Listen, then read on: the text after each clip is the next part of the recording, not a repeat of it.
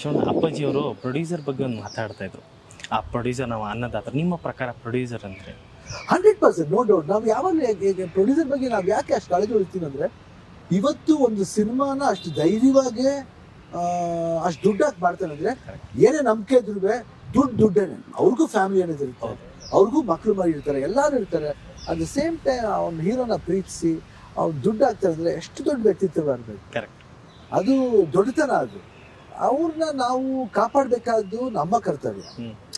ಎಷ್ಟು ಮಟ್ಟಿಗೆ ಅಂದ್ರೆ, ಅದಕ್ಕೆ ನಾವು ನಮ್ಮ ಡೈರೆಕ್ಟರ್ ಜೊತೆ ಮಾತಾಡ್ಬೇಕಾದ್ರೆ ಕರೆಕ್ಟಾಗಿ ಹೇಳಿ ಸರ್, ನೀವು ಎಕ್ಸಾಕ್ಟಾಗಿ ಎಷ್ಟು ದಿನ ಬೇಕಾಗ್ಬೋದು, ಇಲ್ಲ ಇದಕ್ಕೆ ಇಷ್ಟು ಬೇಕಾ, ಅದರಿಂದ ಬಯಸಿದ್ರೆ ಬಟ್ ನಿಜವಾಗ್ಲೂ ಭಾಳ ಚೆನ್ನಾಗಿ ಅವರು ಏನಂತೀವಿ, ಏನು ಯಾವುದ್ರಲ್ಲಿ ಖರ್ಚು ಮಾಡಬೇಕು, ಯಾವುದ್ರಲ್ಲಿ ನಾವು ಉಳಿಸ್ಬೋದು ಅನ್ನೋದನ್ನ ಭಾಳ ಅಚ್ಚುಕಟ್ಟ ಮಾಡ್ತೇವೆ.